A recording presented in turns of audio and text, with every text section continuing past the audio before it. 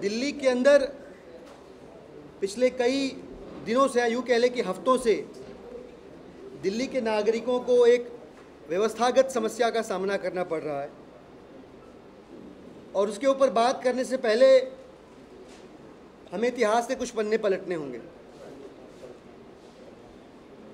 पिछले वर्ष जब केंद्र में प्रचंड बहुमत के साथ एक सरकार बनी, उस सरकार ने एक अभियान शुरू किया, स्वच्छता अभियान। बहुत ज़ोर शोर के साथ जितना भी अच्छी किस्म का इवेंट मैनेजमेंट किया जा सकता है, जितना प्रचार हो सकता है उस विषय का काम से ज़्यादा, वो सब कुछ किया गया। और ये साबित करने का प्रयास किया गया कि सरकार के लिए भारत जैसे विकासशील देश में सफाई, स्वच्छता, जो देवत्व के बहुत करीब है, एक बहुत बड़ा विषय है, एक बहुत बड़ा मुद्दा है। आपको याद होगा, माननीय मोदी जी ने 2 अक्टूबर को जब स्वच्छता अभियान शुरू किया था, आम आदमी पार्टी ने खुली बाहों से इसका स्वागत किया था। न कि सिर्फ स्वागत किया था, बल्कि पूरे देश में और दिल्ली में भी आम आदमी पार्टी के कार्यकर्ताओं ने, समर्थकों ने इस अभियान में बढ़ चढ़कर दिल से हिस्सा लिया था। दिल्ली के अंदर भी बृहद स्तर पे सफाई के काम किए गए, और सिर्फ कार्यकर्ता नहीं, जो उस समय आम आदमी पार्टी के राष्ट्रीय संयोजक अरविंद केजरीवाल जी थे, वो भी इस अभियान में जमकर लगे थे। और हमारा अभियान फोटो सेशन के लिए नहीं था। हम ज़मीन पे अपनी विधानसभाओं की, लोकसभाओं के, जिलों के सबसे गंदे इलाके को साफ करते हुए नजर आए और बाद में उसे साफ रखा, जो इस बात का प्रमाण है कि भले ही कुछ सरकारें 1 साल पहले बनी हो इस देश के अंदर, लेकिन जहाँ तक सफाई की बात है, आम आदमी पार्टी के दिल के बेहद करीब ये मसला रहा है, बेहद करीब ये विषय रहा है। लेकिन उसके उलट आज स्थिति बदल गई है। आज स्वर बदले हुए लग रहे हैं। दिल्ली के अंदर एमसीडी को बीजेपी चला रही है, और जो अरेंजमेंट है दिल्ली सरकार का एमसीडी के साथ, जिसे भाजपा चला रही है, टैक्स रेवेन्यू का दिल्ली सरकार 10.5% एमसीडी को देती है। ये तयशुदा है, संविधान सम्मत है, और ट्रेडिशनली इसी का अनुकरण पिछली सरकारें करती आई हैं। इसके तहत 4% अनटाइड फंड्स होते हैं, 5% टाइट फंड्स होते हैं, और 1.5% परफॉर्मेंस बेस्ड फंड्स होते हैं। परफॉर्मेंस बेस्ड फंड्स का तो सवाल ही नहीं पैदा होता, क्योंकि बीजेपी शासित एमसीडी, मुझे कहने में कोई हिचक नहीं है कि विश्व की सबसे भ्रष्टतम संस्थाओं में से एक होगी। केंद्र में भ्रष्टाचार के मुद्दे पर बात करके जुमले सुना के एक सरकार बनी, 1 साल से वो सरकार है। आपको याद दिलाना चाहूँगा, दिल्ली में जब चुनाव प्रचार अभी अपने चरम पे था, तो भारतीय जनता पार्टी के तमाम बड़े नेता अपनी मीटिंगों में कहते हुए पाए जाते थे कि दिल्ली को केंद्र से चलाने का अधिकार मोदी जी को दीजिए, भ्रष्टाचार को खत्म कर देंगे। 1 साल से दिल्ली की जनता जानना चाहती है, समझना चाहती है कि एमसीडी में क्या सुधार हुए। आज भी 1 रुपया खर्च किए बिना भाजपा का ही कोई नेता अपना एक काम करा के दिखा दे, हम अपनी बात को वापस ले लेंगे। तो ये तो तयशुदा है कि दिल्ली में भाजपा शासित एमसीडी विश्व की सबसे भ्रष्ट संस्थाओं में से एक है। और एक शोध के मुताबिक जो आंकड़े हमारे पास आ रहे हैं, चौंकाने वाले हैं। हमें पता चला कि 22,000 कर्मचारी दिल्ली के अंदर घोस्ट एम्प्लॉयज़ हैं। जी, घोस्ट एम्प्लॉयज़ क्या होता है? घोस्ट एम्प्लॉयज़ का मतलब इनकी सैलरी तो जाती रहती है, पर फिजिकली ये कहाँ एग्जिस्ट करते हैं, इनके वर्क और एलोकेशन की जिम्मेदारी कहाँ से तय होती है, ये किसके प्रति अकाउंटेबल है, ये तय करना बड़ा मुश्किल काम है। हम आरोप नहीं लगा रहे, लेकिन अगर ऐसी बातें पब्लिक डोमेन में हैं तो एक बहुत बड़े जांच का मसला है। इस पे इंडिपेंडेंट इंक्वायरी होनी चाहिए और पता लगाया जाना चाहिए कि इसके लिए कौन से लोग, भाजपा के कौन से नेता जिम्मेदार हैं। क्योंकि आप सोच के देखिए कि 22,000 कर्मचारियों के नाम पे जो तनख्वाह निकलती होगी वो अमाउंट कितना बड़ा होगा, कितना विशाल होगा, ये कितना बड़ा घोटाला है अपने आप में। दुख इस बात का होता है कि सीबीआई एमसीडी के ऊपर एक रेड डालती है बर्थ सर्टिफिकेट के मामले में और उसके ऊपर कोई चर्चा नहीं होती। जब ऐसी चीज़ें होती हैं इस देश के अंदर, इस देश की राजधानी के अंदर, तो आगे अगर ऐसी कोई घटना हो जिसमें भाजपा शासित इंस्टीट्यूशंस अगर सवालों के घेरे में खड़े होते हैं, तो बाकी की जो एंटिटीज़ हैं, जो बाकी के जिम्मेदार स्तंभ है लोकतंत्र के, उनका क्या रुख होगा, यह सोचनीय है। हम भारतीय जनता पार्टी के लोगों से सवाल करना चाहते हैं, समझना चाहते हैं कि जब शीला दीक्षित की सरकार थी, लगभग 1800 करोड़ रुपए का लोन दिया गया था एमसीडी को। आज जब सैलरी का अनुदान देने की बात आती है, एमसीडी कहती है भाई साहब वो लोन तो भूल जाओ, हमें और पैसे चाहिए, हमारे कर्मचारियों को तनख्वाह नहीं दे पा रहे हम, हमें और पैसे चाहिए। हमने कहा बात ठीक है, लेकिन एमसीडी जिसकी जिम्मेदारी अकाउंटेबिलिटी एमएचए को तय है, क्या वो दिल्ली की जनता के प्रति जवाबदेह नहीं है? 1800 करोड़ रुपए कोई छोटी रकम नहीं होती।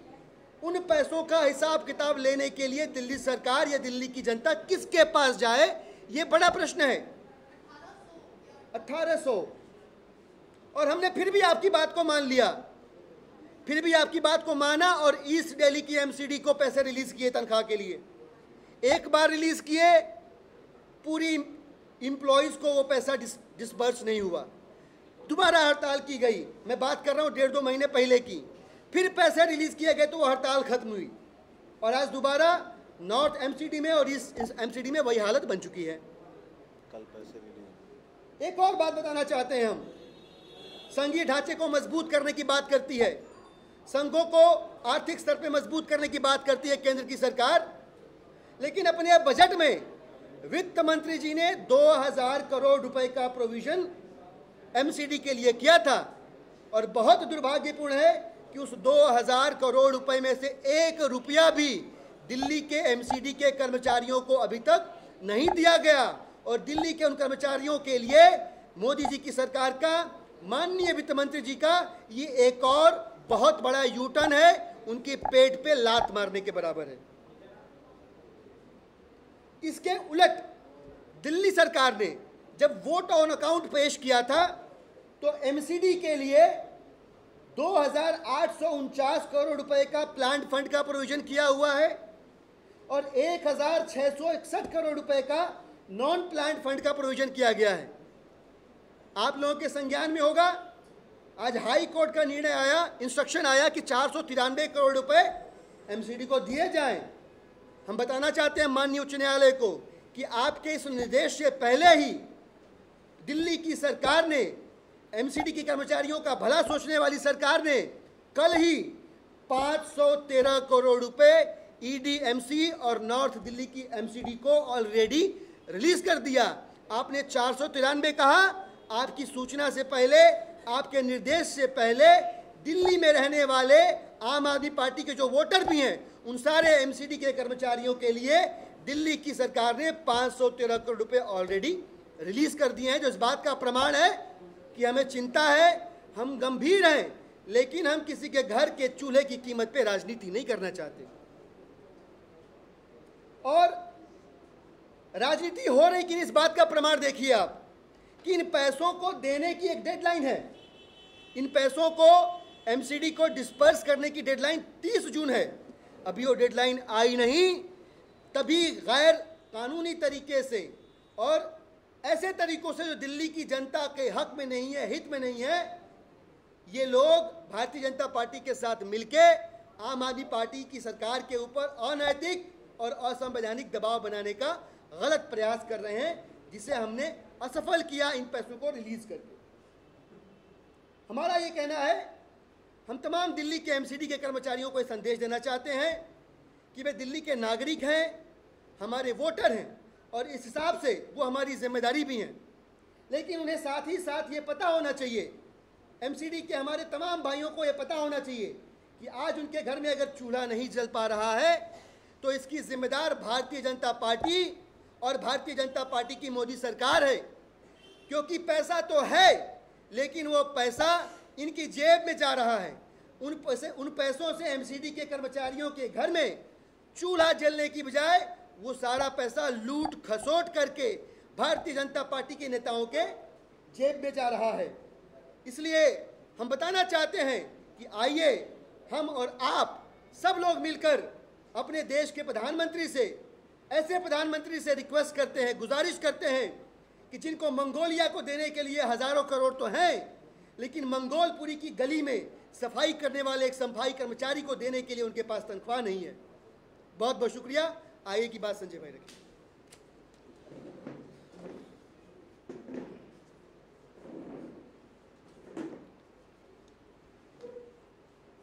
अभी जो पिछले कई दिनों से सफाई कर्मचारियों की हड़ताल के कारण दिल्ली को भारतीय जनता पार्टी द्वारा शासित एमसीडी ने कूड़े घर में तब्दील कर दिया है,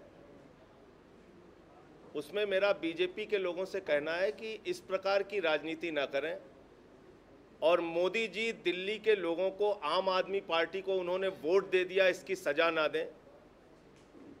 एमसीडी के जितने मेयर हैं, जितने पार्षद हैं, कर्मचारी यूनियन के जितने नेता हैं, अरविंद केजरीवाल जी ने वित्त मंत्री जी से मिलकर मांग की है यहाँ बजट देने के लिए। एमसीडी को बजट दिलाने के लिए सारे लोग सामूहिक रूप से प्रयास करें। दिल्ली सबकी है। दिल्ली में रहने वाले लोगों को कूड़े घर के बीच में रहने के लिए क्यों मजबूर किया जा रहा है? इसलिए कि उन्होंने एक आम आदमी पार्टी की सरकार बनवा दी। इस सफाई के मुद्दे पर भी आरोप प्रत्यारोप की राजनीति।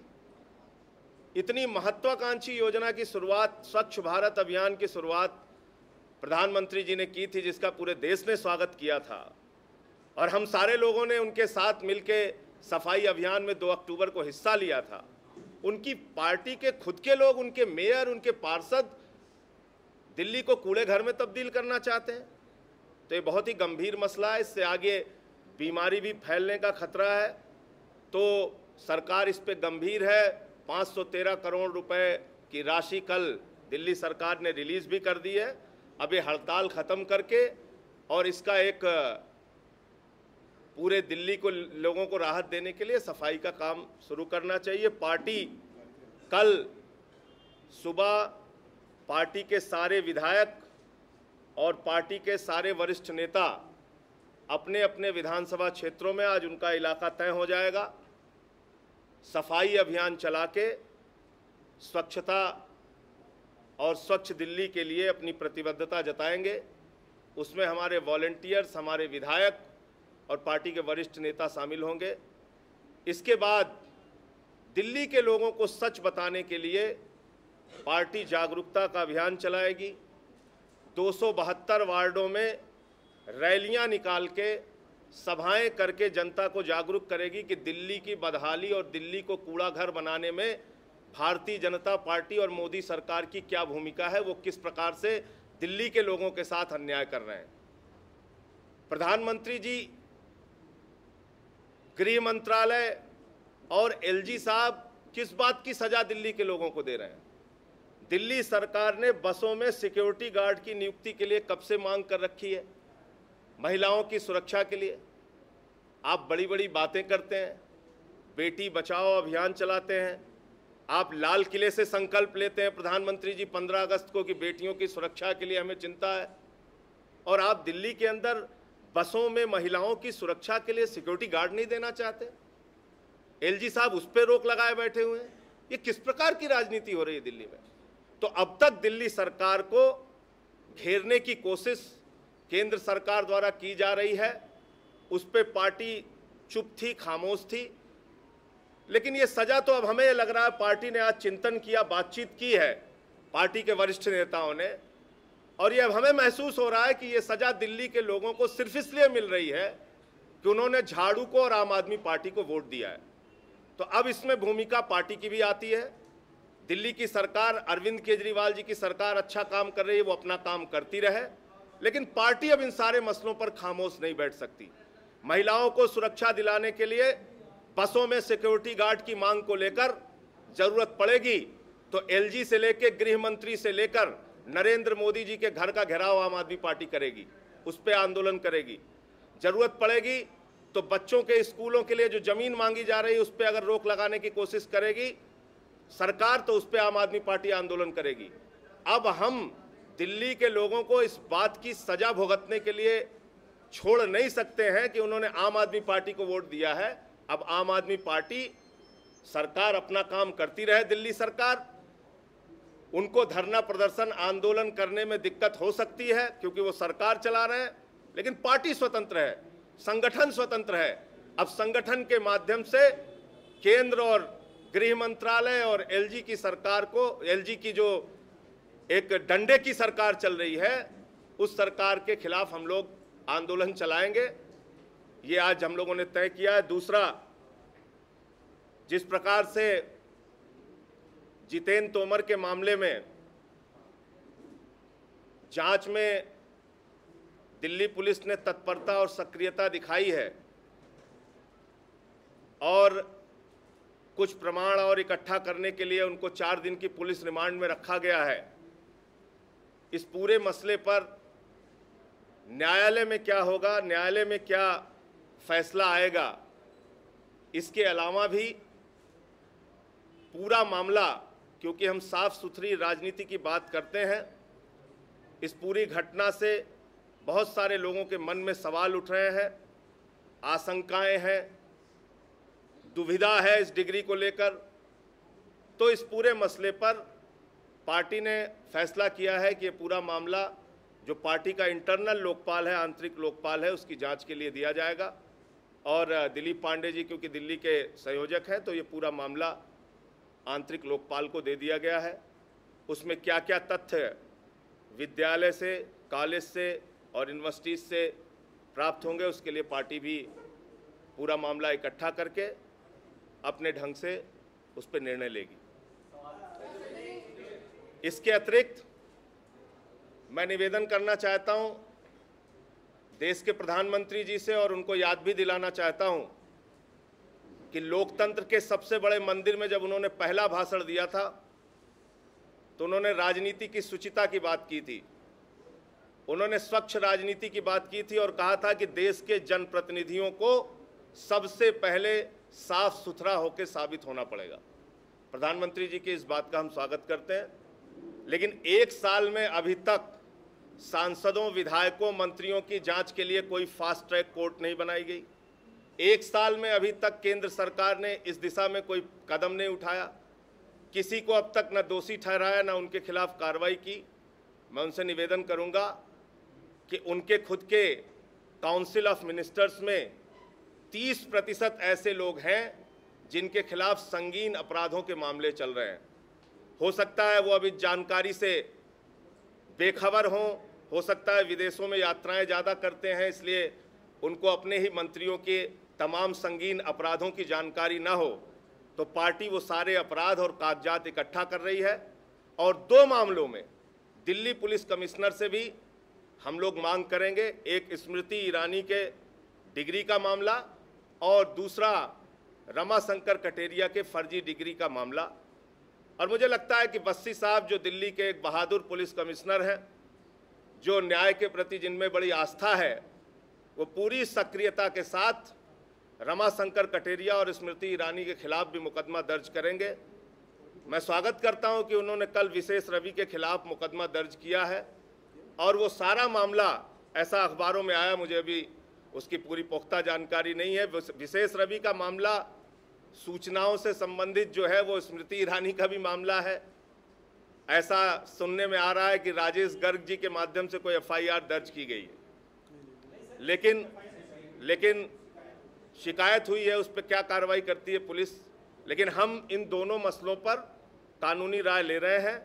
कागजात कुछ हमारे पास आ गए हैं, कुछ और इकट्ठा कर रहे हैं। स्मृति और ईरानी और रमाशंकर कटेरिया के मामले में दिल्ली पुलिस से भी हम मुकदमा दर्ज करने और कार्रवाई करने की उतनी ही तत्परता से मांग करेंगे, क्योंकि ये न्याय का सवाल है। राज्य के लिए अलग न्याय, केंद्र के लिए अलग न्याय, मोदी जी के लिए अलग न्याय और अरविंद केजरीवाल जी के लिए अलग न्याय, ऐसी व्यवस्था इस देश में नहीं हो सकती है। तो जो संकल्प मोदी जी ने 1 साल पहले दोहराया था उसको पूरा करें और मैं उनसे निवेदन करूंगा कि उसकी शुरुआत दिल्ली विधानसभा से करें। हमारे 70 के 70 जो एमएलए हैं, जिसमें 3 बीजेपी के हैं, 67 आम आदमी पार्टी के हैं, उन पे जो अपराध हैं, जो मामले हैं, उसकी भी जांच तेजी के साथ कराएं। जो संसद में बैठे हुए पार्लियामेंट मेंबर हैं, चाहे वो कांग्रेस के हों, बीजेपी के हों, उनके काउंसिल ऑफ मिनिस्टर्स में हों, उनकी भी जांच तेजी से कराएं और एक स्वच्छ राजनीति के दिशा में आगे बढ़ें। इतनी बात करें।